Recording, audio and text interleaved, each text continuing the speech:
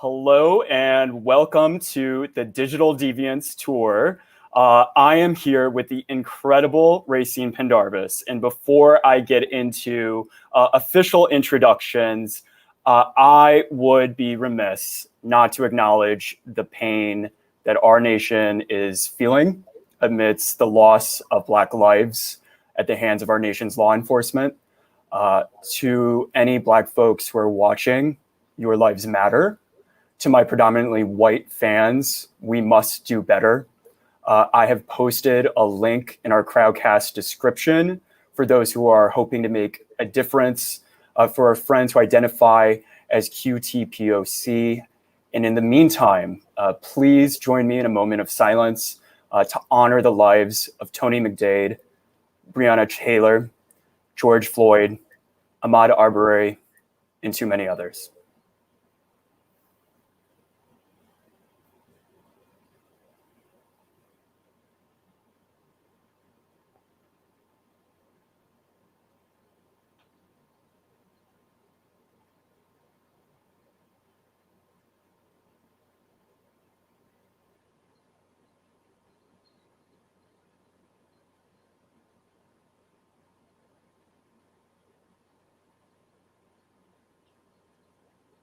Thank you.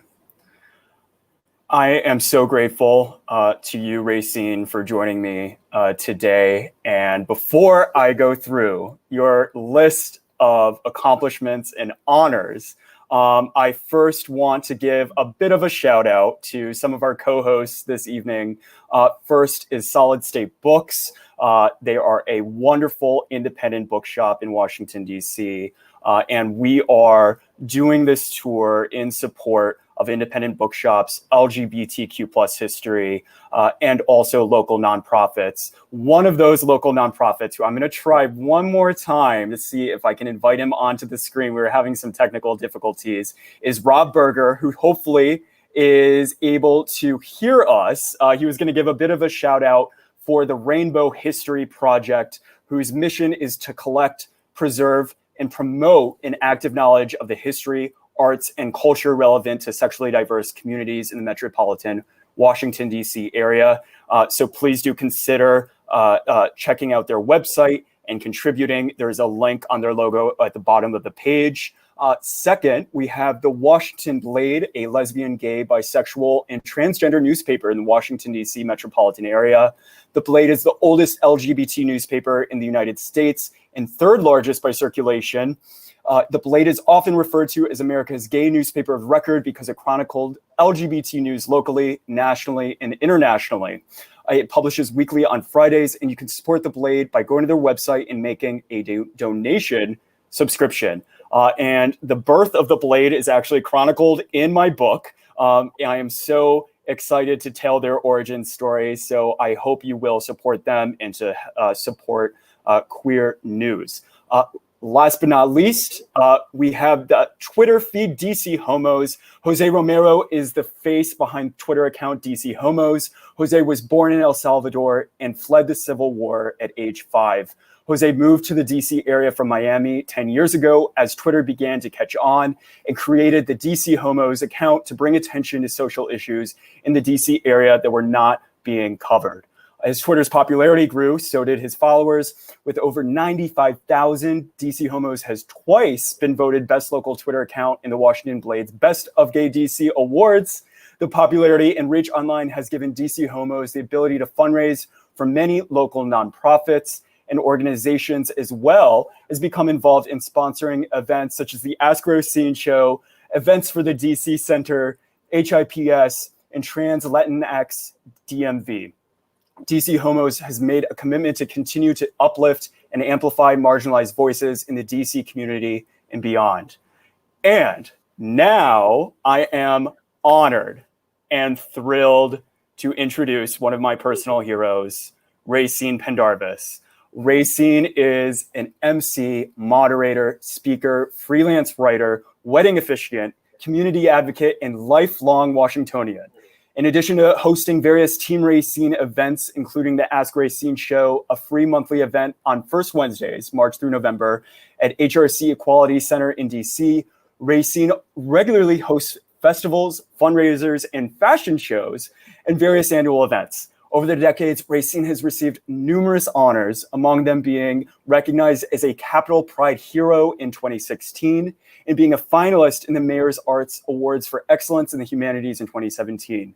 As an inspirational speaker, a tireless advocate for the community, disseminator of information, and a host of numerous LGBTQ Pride events, Rayceen has earned the monikers High Priestess of Love, Goddess of DC, Queen of the Shameless Plug, and the Empress of Pride. Rayceen, thank you so much for joining us on our very first DEVIANT'S Tour event. It is such an honor. Oh, it's an honor to be here. And thank you. And it's good to know that I'm the first. The first.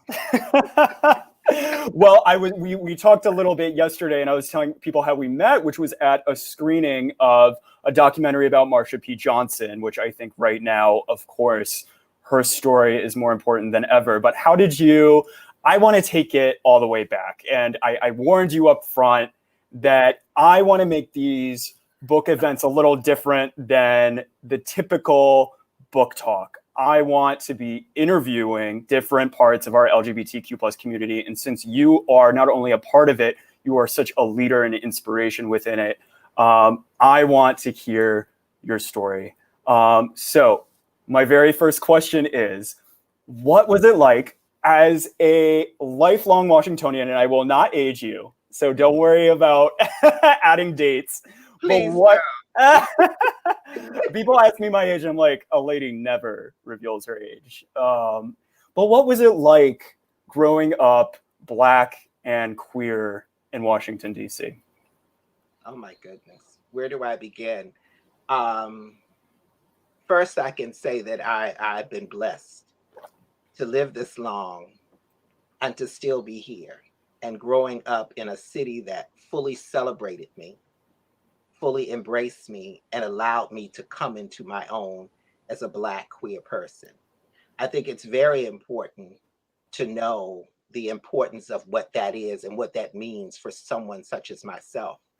For many who grow up in places that don't fully celebrate them because of who they are, everyone can't be in cities that fully celebrate them. Of course, I've come through a whole lot in my lifetime. I've seen riots. I've seen the AIDS epidemic. I've seen the women's rights and the women's struggle.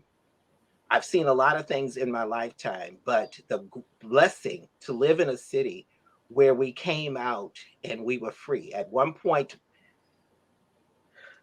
many of my elders, who I stand on their shoulders, came through an era where they could not be free, where being a part of the LGBTQIA community, they could be killed, they could be arrested, they could be harmed at every given minute. And they were deemed deviant or folks with mental health issues. And they fought and they allowed me to come into my own. So being in spaces that fully celebrated me, I came to a community of elders, especially my trans community, my trans warrior brothers and sisters who wrapped their arms around me, lifted me up, allowed me to be in places that we called safe spaces. And because of my color and my gender orientation, and when you're in places that because of during the time growing up, we were segregated, but yet we had communities that fully embraced my Blackness, fully embraced my queerness. And we had those trans warriors who wrapped their arms around me, lifted me up, nurtured me, made sure that we were educated, made sure that we would have a right at the table. They stood so I could twirl. And I understand that importance. So I celebrate the richness of my city, the culture, the diversity, and the fully just developed every inch of who I am because of the essence of freedom. And you mention the segregation that defined Washington for so long, since its birth as a city and as a nation. And one thing that I noticed from my research is how that legacy of segregation continued through the gay world, the queer capital, as one of the books has described it. So I'm curious what your first experiences were in that queer capital and how you navigated those those spaces in those two different queer capitals. You know, the great thing about it is we knew the power in numbers. We knew that it was so important, our safety first. So we gathered in groups. We would meet and walk the corridors. We would gather in a central place, like downtown. You had Franklin Park, which was Franklin Park was the proving ground. On one end of Franklin Park were the prostitutes and the pimps.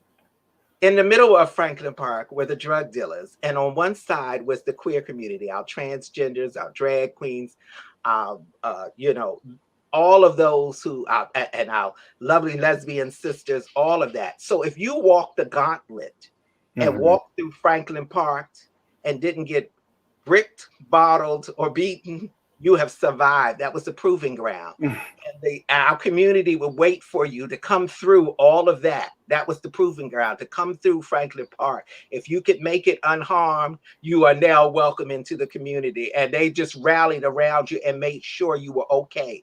And it was a place, you know, either you had to read or fight, you know, and it was a proving ground. The kids would read, and they taught you how to fight and taught you how to stand up for yourself. But it was a blessing because it made us tough. Then we would walk the avenues and the corridors, the main streets. We would connect along 16th Street and walk up we would come along 14th Street. We would go along to Peace Street. Then we would connect to 16th Street. We knew the streets that we felt safe in, and made our way to DuPont Circle. Was another Mecca. It was a Mecca of who we are and who we were, and it celebrated our freedom and our resilience of being LGBT people. So even though we were marginalized, we had communities in pockets as people of color, as queer, as trans, that we were fully celebrated in those areas. We had our own clubs. We had our own parks that we just took over. We had our own businesses. And folks lived in that community. So it was a safe haven. So many people ask me, don't you get depressed when you research the past, you know? And my answer is there's a lot of depressing history out there, but so much reassurance and also empowerment in the fact that people are able to claim these spaces and create lives for themselves in the darkest of times, I think is, if anything, the most empowering part of history, because it shows, you know, if they were able to survive back then we can certainly survive. It's important. And that's why those gay neighborhoods like the Castro, Market Street, the Village, and DuPont Circle, in the richness in every city, we had our gay neighborhood. We had a place that, darling, we reigned supreme. It was ours. And we had clubs like the Black Nugget, Nob Hill, Tracks, Delta Elite, the other side, Ziegfeld's, Lost and Found, Badlands, and then the Clubhouse, you know, and places like that just were spaces that we danced our troubles away, and we just celebrated who we are in safe spaces. The DJs were the maestros of love, and the music was the vibration of joy, and dancing was the essence of freedom. So we danced and we gathered and we celebrated and we talked and we fellowshipped and talked after the club closed, and we would hang out on corridors and streets and look out for each other. You going to Southeast? Well, these girls are going to Southeast.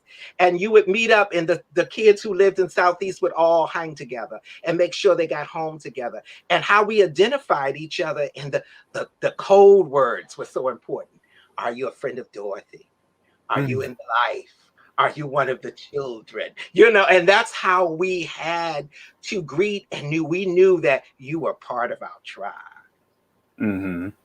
I have to ask about, because you mentioned quite a few parks, and one of the chapters in my book, I talk about some of the spaces in DC, and one of them is Lafayette Park, which even last night you see that it's really the center of resistance right now. And I'm wondering, was Lafayette Park ever a place that you traveled to, or did you know people that Well, went there? I knew a lot of people that, you know, I'm a native Washingtonian, so Mm, I loved all the parks. They were family parks. They were yeah. people. We gathered, we went, and of course, every time you would go to see them visit the White House, you would always come through Lafayette Park with your family. So it was a place, of course, even though we knew the children were there, even if I was too young to quite identify, but I knew something about those colorful gentlemen that one day I would come to love. You know, so from an early age, I had a little sparkle in my eye. I was saying, but it was, you know, I mean, I am a Washingtonian, so those places are something all part. Now, the element of surprise and the areas where folks went to, what we would call cruising, was never Hmm. my forte. Hmm. That was Hmm. never my forte. I didn't have time to cruise. I was too busy raising children. Yeah. Yeah. And for people who don't know, Lafayette Park and some other, Franklin, I guess, also to a lesser extent, was a huge cruising ground going back all the way until the late 19th century. Right, even though they were known for areas of cruising, but they were also known for areas of fellowship. If you could, Mhm. Yeah. there were safe spaces, even though they were invaded by people who would try to dishonor us and try to vilify us Mm, and come into our safe spaces and try to do harm. mm, We managed in those safe spaces to create havens and pockets where we fellowship and just sat on the park and talked to each other, looked out for each other, and met during our lunch hours or come after school, mhm. gathered, jump rope, skip, twirl, fashion things, and we uplifted each other. Or some who could not be free in their homes and their parents may never accepted who they were, Mhm. and everybody may not be in homes that accepted who they were, but they Right. created families within those safe spaces. And that was so important that they could come and meet someone like-minded like themselves, talk, interact, feel like they were not alone, and then they had to go back into a world of the closet. Mhm. Mhm. And we're losing those spaces. I heard about Siegfried's town, of course, is no longer. And it's a shame, but I think now we have something else that can bring us together, which is activism. So that was my next question: is how did you first get involved in activism of any kind? My mother Mm. is my amazing champion. My mother is my greatest champion. My mother was a social worker, and she taught me the importance of caring about people and standing up for things. And my mother's still with me. I am one of her caretakers. I'm honored to take care of my mother because I thank God for her every day. My mother showed me and allowed me to be who I could be, and she fully embraced me as her son and as the queen that stands before you today. Mhm. She allowed me to be who I was, and she never, ever rejected me. And I'm so grateful that she is still here today to see me get my flowers. Mhm. And what kind of tradition of activism did she impart on you? Um, Always helping people. Hmm. It's not regardless of our sexual orientation or our color, but the kindness, and Hmm. kindness goes a long way. And my mother taught me, what you say to people, how you treat people, they will never forget you. And Hmm. the kindness that we impart and instill in people goes a long way. And that's what my mother showed me, kindness. And it was through her faith, through her family, through everything, that who she is who I am. Mm-hmm. You know, and I'm so grateful. I thank God every day for the mother I had. Mm-hmm. I feel very similarly. I think my mom is watching, and she very similarly got first introduced to the world of social justice through her and through our church. And I'm so grateful. The book's dedicated to her, so How about we can that? all We we can all raise. all Mm-hmm. we all try to honor our parents in everything we do. Right. And it's such I can see that in you. Mm. Well, thank you. It speaks a lot about my mom. So, so then, you were taught the importance of activism. What was one of the first groups, if any, that you joined? What did you start out You know, doing? I think in elementary, I was organizing Really? you know, I had sit-ins in high school and lunch sit-ins and rallies, honey. You know, I've always been, oh my Lord. Yeah. You know, I'm so grateful. I think I like the fact that being able to be a part of every community is a facet of my lifestyle. I Mm-hmm. don't like to just say I stand for this particular group or this stand. I stand to uplift the human race. And Mm-hmm. I stand to, of course, all of my LGBTQIA, all of my blackness, all of my spiritual well-being, all of who I am. I'm mother, I am father, I am everything. I'm a child. All that is a part of me, but it's a part of the human experience, which makes me a better person. So I want to uplift my human race every day. So I try to believe that what I do makes a difference for everyone. Mm-hmm. Mm-hmm. Amen. So I do have to ask, though, since you are a lifelong Washingtonian, of course, I have spent the past 7 years researching Frank Kameny and the Mattachine Society, which then turned into the Gay Activist Alliance. Did you ever get the chance to meet Frank or have any sort of interaction with those early gay or homophile organizations? I do remember them. I do remember them. I do Mhm. remember them fighting and making a difference in our community. And they were always there. And certain people, you know, you always didn't know their name, but you knew who they were. Mm-hmm. Meaning that they were a part of your community. They were always fighting, that you saw them. The little gentleman here, the woman over there, the guy over there with the hands in his pocket who wore the hat, who was writing, who was doing something. You know, you never quite knew their names, but you always knew their face. They always Mm-hmm. smiled, or they were always working or taking the initiative to fight for change. So I just maneuvered everywhere. I went wherever Mm-hmm. I was. Wherever I just went everywhere. You know, Mm-hmm. I didn't want to belong to one group. I belonged to the world. Mm-hmm. I think that's so admirable because I feel like so many people feel like they have to choose one mission. I'm only going to support gay rights. And I think if there's anything that this past week has taught us, if there's anything that the pandemic has taught us, it's that all of our struggles are interconnected and we have a moral obligation to other groups who are oppressed. Now, a little bit more uplifting I want to talk about is if anyone has seen Paris is Burning, Oh, your last name is a bit familiar. So yeah. tell me about the House of Pendavis. Well, I'm honored to be one of the, one of the elders and one of the long time. I've been in the house. The first time I met Avis, I must say, in my lifetime, I was honored to have two mothers, and Avis was my second mother. Wow. Avis was originally from Washington, D.C. She grew up with my cousins, and I had Yeah. no idea. But I met Avis when I used to go to New York.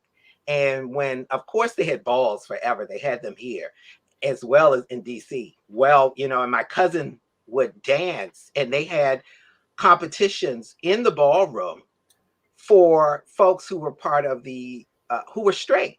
So my cousin would go and they would compete in the dance categories. And I was young, a little young, and didn't know what was going on. So I would go into these spaces and I thought these were all Las Vegas showgirls. I had no idea they were transsexual. So I was so taken back by the beauty, the glamour, and everything that they personified. And there was something about Avis that stood out. Avis was, she reminded me so much of my mother, the way people gravitated to her. And she would always talk about, what are you doing outside the ballroom? And we would talk about books. She spoke several languages. She was very revered. She was intelligent, far beyond what people perceive of transgender women. And she was one who just fought for everything. And she maneuvered through this world like a light.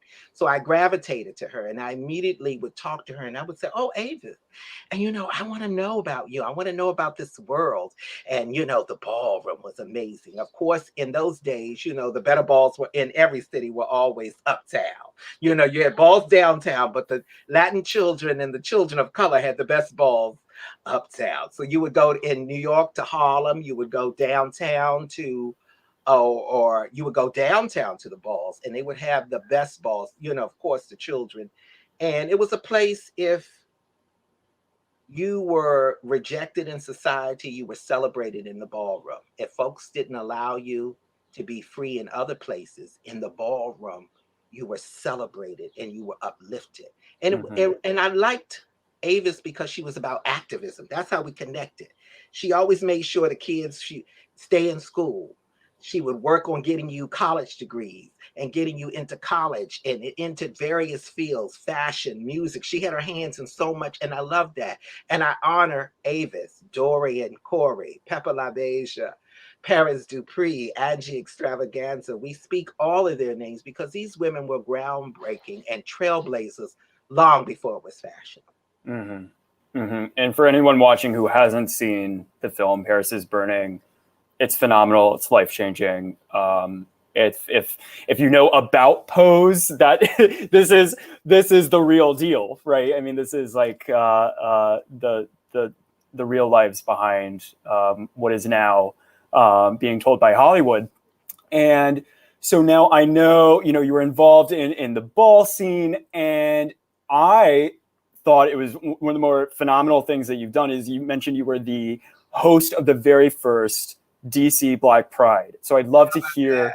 That's why I'm the Empress of Pride. Exactly. I've been a host for all of them. I've been a host for Capital Pride, especially in the early days, Black Pride in the beginning, Trans Pride, Youth Pride, Asian Pacific Pride, and now Senior Pride.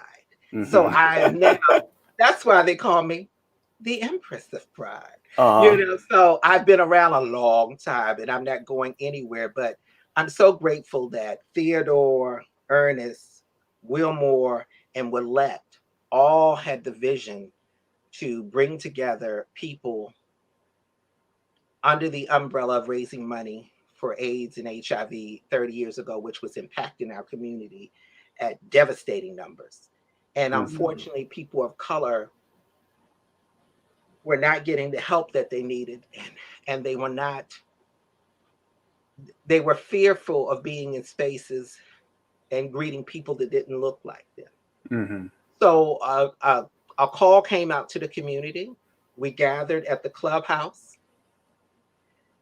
We put together a committee of various amazing activists, drag queens, transsexuals, lesbians, allies, club promoters, club owners, people like Ron Simmons, God rest his soul, who we just lost recently from us helping us, the former director. People like him pulling together the community to raise money for HIV and AIDS. And that fateful day 30 years ago, we didn't know what to expect. We sat on Banneker Field and the sun came up, 6 o'clock in the morning. We didn't know what to expect. Then as the sun came up, a sea of blackness descended upon Georgia Avenue like tribes being called home. And I stood there and I cried because I saw so much color, so much beauty, stretch pants, halter tops, bikinis, short shorts, pom-poms, this, that, black, white, trans, Latin, so many people coming together to celebrate and uplift each other and not knowing. And we had, of course, we were a little scared, but as we gathered in numbers, the fear went away and the joy came into that space. And looking over the years, I would stand on the stage and look out and see 60,000 folks and meet people from Ethiopia, South Africa, Zimbabwe, who had heard about it and came and would talk to me and pull me and say, Rayceen, I can't be free in my country, but I come here to be free. How overwhelming is that? Wow. And right now, it's June 1st. It's the 50th anniversary of the very first Pride March back in 1970. Of course, the parades are canceled. And we're also having this national reckoning. So my question is, how do we celebrate Pride? And also, as a white, cis, gay male, what can we be doing this Pride to make the celebration more just? Let Pride live in you. Pride should not just be about a weekend, a month. Let it be 365 days a year. That you understand that because of Marsha P. Johnson, Sylvia Rivera, Harvey Milks, Sylvester, Lady Java, and folks still living, Valerie Spencer, Major Griffin, Earlene Budd, Tony Collins, and even Rayceen Pendarvis. Folks like us broke ground so you can be free. So let it live in you. And those who don't quite fully understand the diversity of Pride, start sitting and inviting people to the table that don't look like you and don't think like you. And for folks who, everybody doesn't have to be a gym buddy. Bring some colorful queens to the table. Bring some very dominant lesbians to the table. Some lipstick lesbians to the table.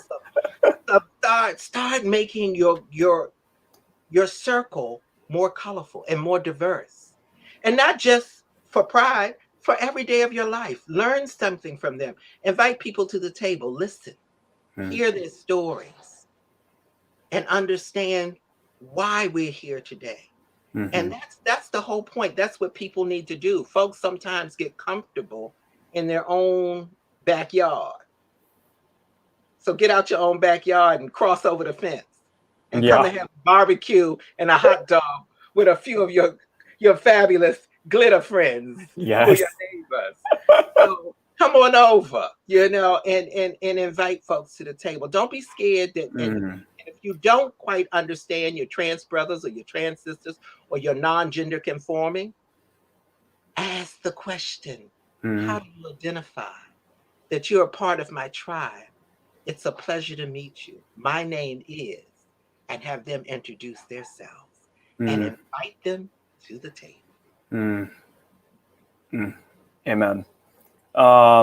So my next question then, we've talked about the past and the present. What is next for Rayceen Pendarvis? Well, I started the Ask Rayceen show. We're in 2021, it'll be 10 years.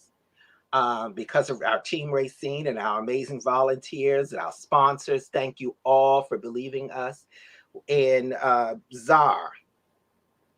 ZAR is one of the greatest forces behind the Ask Rayceen and Team Rayceen. ZAR came to us in 2014. He led me to HRC in 2017 that partnered up with us. I thank One Woman, Many Voices, Jaywalking Production, DC Homos, AIDS Healthcare Foundation, Comfort Zone, Bite the Fruit, all of those for now, believe it or not, for almost the full 10 years of having the Ask Rayceen show, I did everything out of my pocket. I kept it free and I wanted to keep it free. I wanted to make sure that people had a safe space where it wasn't about it making money.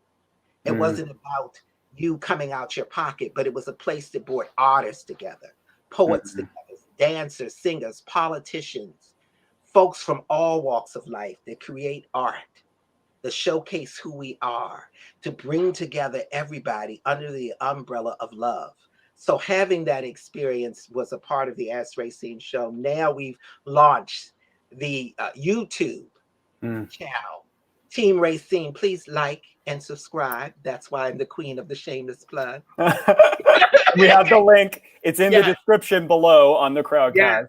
Yes. So please, because that allows me to sit down and talk to politicians from all over the country, artists and actors and comedians from all over the country, singers, Grammy Award-winning artists, Alpha Anderson, Alex Mappa, Silver Logan Sharp, Rashawn Lamar, Benjamin Pratt, actors. And I'm sitting and I'm talking to people that I never, I dream of. I would see Chic perform, and here I am talking to the singers and the architects from Alpha to Silver, and these amazing people who are lights in our community and allies in our LGBT community. So it's been amazing. And, and that's where I'm going, and that's where I'm shooting. And that's why, I'm evolving, I'm learning, I am living my best life.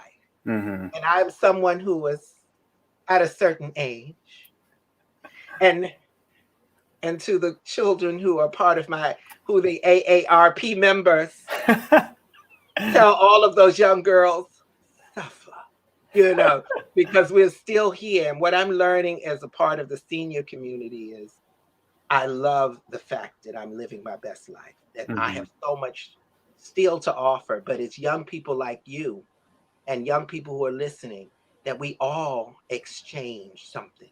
We all learn from each other. So that's the next chapter for me, to continue to learn. And watch out, because I got a lot covered. I love to hear that. And I love just the title of your show, the fact that you call it the Ask Rayceen Show, and creating this safe space for people like me or other people who may be listening who feel like they want to do something, and they want to be having this conversation now about how we can be a more active part of our community. And thank you on behalf of all of us for creating that space for us. Thank you. And I'm grateful. I use my wisdom, and folks who want to ask me questions, because I'm a certain age, I've lived. So we got about 20 minutes left, and so a little bit of time to ask questions. So if anyone has questions for Rayceen or me, you just press the button, ask a question, and then you just type it out. And then if you see a question that someone's already asked and you want that question answered, you can actually upvote it, and that'll stick it on the top. And so one of the first questions is from Jim Little, who is watching. He asked, growing up in New York in the late 1970s, we gay men were serious sexual revolutionaries. Did you feel that ethos down here in DC? Yeah, but of course, the kids were living, honey. But of course, you think they weren't. But unfortunately, I wasn't doing a lot of that, because you know what? If people don't know, I'm a father of 5 and mother of many. So even in all of what I was doing, I was raising children. So, I was, of course, having sex, but I wasn't having a lot of it, but I was enjoying it. But I was also in a long-term relationship with my partner of 20 plus years, who is now David Davis, one of my ancestors. So I was, and the kid, but my sisters and brothers were getting their life. One of the questions is, are you single? So I don't know if that's a kosher question to ask. Oh no, please do. I'm single and dating and looking. DM me. Rayceen, Facebook, Twitter. All the links are below. Who asked the question, so I know when you are, DM me, honey. All I'm going to say is the only thing they put for their name is D. Okay, DM me, baby. I'm dating. I have a new hip, and I'm flexible. If my mom's watching, she also recently got a new hip. So she's also single. So I hope this is... It's nothing like it. I call it the bionic hip. I kick in doors. Oh my gosh. Okay, let me keep looking through here. All right, so we have one person asking about your experience or memory, maybe working with movements or activists in other countries. Um, I'm sure in your Oh my time. goodness, I have. So many people reach out to me from different countries. Thank God for Twitter, Facebook, Instagram. But before then, we were writing letters and working with people. I had some friends of mine who, in other countries, in Jamaica, Mhm, where we know Jamaica is not inviting and welcoming to who we mhm, are. So I would write letters to friends of mine in Jamaica, and we would and coded letters, and we would send things and care packages over to them and friends in South Africa and in places that unfortunately they could not be free. Sometimes we would have to mail stuff and not have a return address. mhm, mhm, And now with Zoom and Crowdcast, we are still connected. And yes, a lot of different organizations. Some are no longer around, but it was more people. I connected more with people, and that's what I did a lot of work with people. mhm, mhm. Um, I'm getting a lot of questions about the book. There should be a link if you want to buy from Solid State Books, who is our bookstore sponsor. If you order through them, if you just scroll down, there should be a link to it. And if you submit your receipt from Solid State Books, we're sending a signed little bookplate that says "Seized for Obscene Content Matters." So it's kind of fun. Please read it. It's amazing. I'm reading it now. I'm waiting on my copy.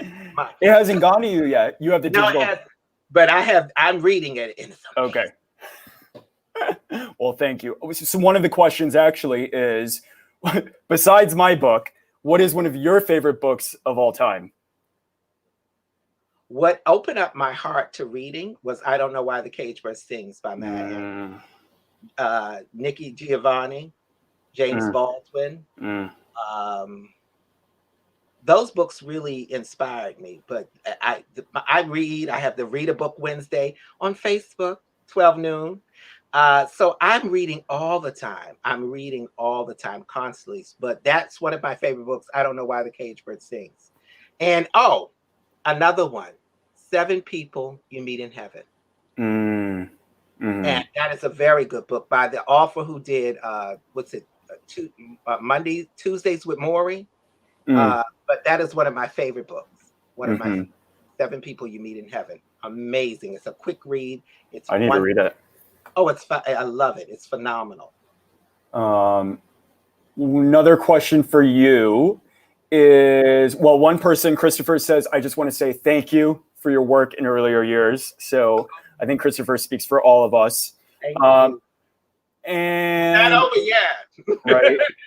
Um, Someone asked about, oh, here it is. What is your favorite remaining queer space in the DMV, and how can we protect it? That's from Wayne. It will always be DuPont Circle. Mm, Because to me, first of all, I work in DuPont Circle. How about mm, that?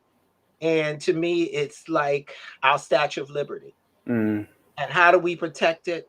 By making sure that it's a safe space still today, that folks are still feel comfortable gathering there and still coming there and talking and fellowshipping, having conversations around the fountain, having conversations in the circle itself, sitting down and talking, gathering, hearing the drummers drum and talking to the people and going out, taking your old clothes that you know you'll never be a size 12 again and you're now a 32 and taking those old clothes and giving it to some of the folks who are there and sometimes going there and feeding people, mm, taking them up some Starbucks or a mhm, Subway sandwich or something and giving them something and just say, here, this is for you. And being who we are as LGBTQ out and proud shows that when we give back, that little kindness goes a long way. So that's how I love DuPont Circle and I will mhm. always love it.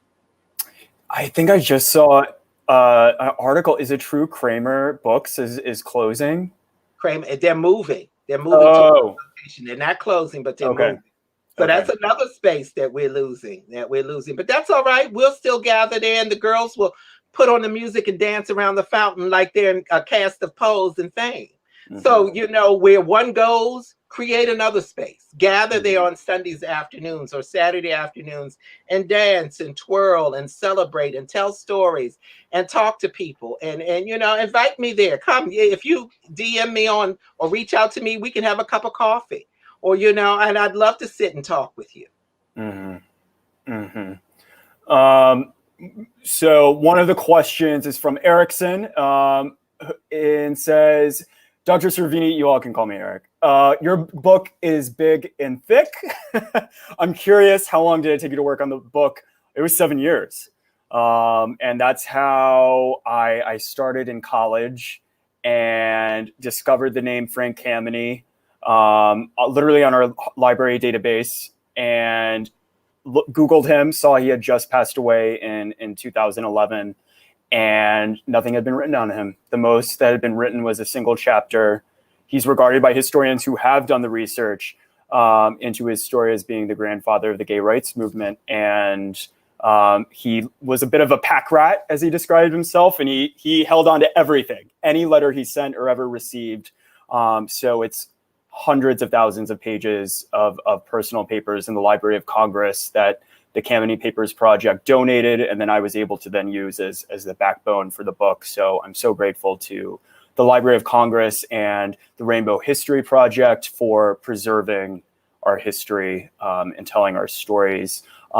Speaking of books, one thing you mentioned, Rayceen, is that you had a project that you were working on. Can you tell us a little bit about it, or what? I'm working on a book, and I'm working on a book of poems, and inspired by many things. And look for that. That's a part of something on the horizon, and look for it. And I'll share a piece before we close out. How about that? Yes. Let's see if we have time for a few more questions. Okay, here's another one from Lee. I heard from an elder about the hanky code. What are the codes you used, and what were your favorite? Have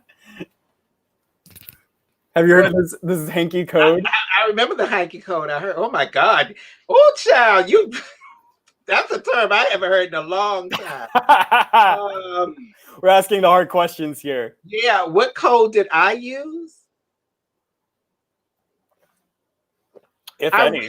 I really don't know. Because I've always maneuvered in spaces where I just was me, honey. And my light just shined and folks came to me, and I don't think I ever needed a code. But I had terms I always used. I always loved the term, are you one of the children? I've always loved that. I love that. Are you in the life? Those are the terms that I always loved to identify.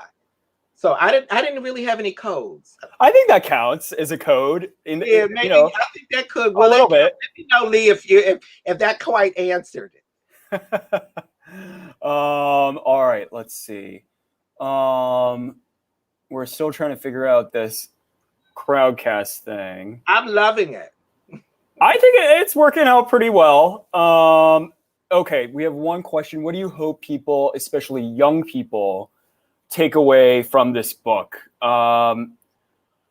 So I think we should both answer this question because I want to hear about your poetry more too. As the writer, I think you should answer that. Now I'll sum it up behind you.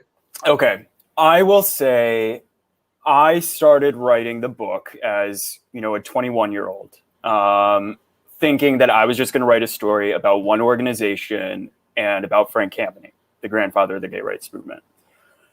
I did not go into it hoping to tell anyone else's story. But then what I learned over the years of research is that you cannot tell the story of gay rights without telling the story of the Black freedom movement, without telling the story of trans people of color, especially Sylvia Rivera and Marsha P. Johnson. You just can't. And I hope that people read the book, which includes their stories, and understands that Frank Kameny's success, the Mattachine Society of Washington's success, the Gay Activist Alliance success, the Lambda Legal success and Evan Wolfson and the Obergefell decision and marriage equality, we have that because we borrowed from the Black Freedom Movement, and we had the bodies and the fights of people like Marsha P. Johnson and Sylvia Rivera. And so I hope people finish the book with an understanding of their own moral obligation to these communities and a moral obligation to fighting back and joining what we are seeing now in declaring openly that Black Lives Matter. That's what I hope people take away from the book. How about that? That was well said. Only thing I can add to it is when you read this book, there's no excuse that you should not know your history. Yeah. But I want to also hear about your poetry. What do you want? What's your ulterior motive for the poetry? Because then I'm going to ask you to read one. I wanted to write poems that were inspired by parts and fragments and segments of my community. And this poem that I'm going to read is dedicated to all of my trans brothers and sisters who are the backbone of the movement, who are the strength of the community and the folks that we stand on their shoulders. And too many times they are not given their due credit. People like Sylvia Rivera, Marsha P. Johnson, and there's another amazing Sir Lady Java, who's still living and who is in her late 80s. Research her, and people like her and Miss Majors. And so many folks who were a part of that movement and are still here today. So it is because of them that I stand with them and behind them. I may be a little bit younger, but it is because of them I'm here today. So, it is. And hopefully when it's all said and done in 30 years from now, when I have become an ancestor, that someone will speak my name. We will. Well, on that note, I would love to hear the poetry. This piece is called Who Are You to Judge? Preachers preach against my lifestyle, all while drinking, smoking, and sleeping around, telling me I'm going to hell like they're the conductor of the train, using the Bible against me like masters use to keep their slaves in line, not knowing I will be meeting you at the gate, and your name will not be on the list. Who are you to judge? Father says boys are not supposed to act that way, but has another family living across town.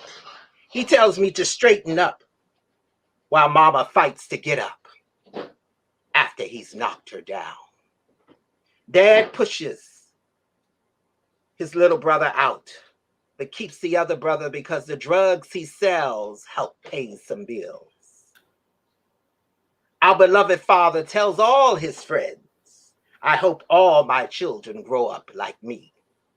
Who are you to judge?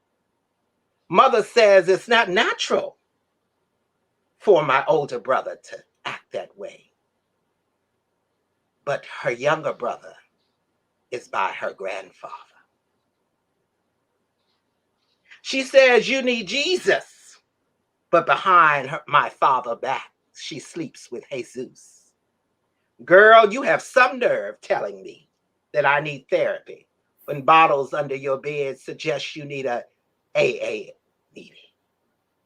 Who are you to judge? My community tells me they don't want me around, but they allow the registered sex offender to live on the block across the street from the school. Neighbors call me out for being trans, but they have white robes belonging to their fathers with the initial KK in the closet. Their kids call us faggots, dykes, bulldaggers, and sissies. And they say terms like spook, redneck, cracker are offensive. The world says you can be anything but gay or trans. But who are you to judge?